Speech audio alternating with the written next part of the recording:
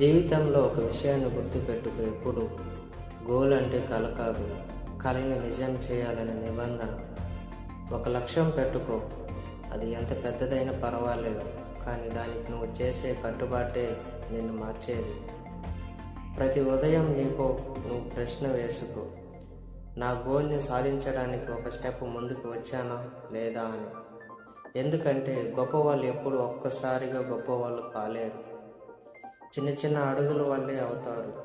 Try చేయి, ప్రతిరోజు 1% అయినా ముందుకు వెళ్ళడానికి, అది చాలు.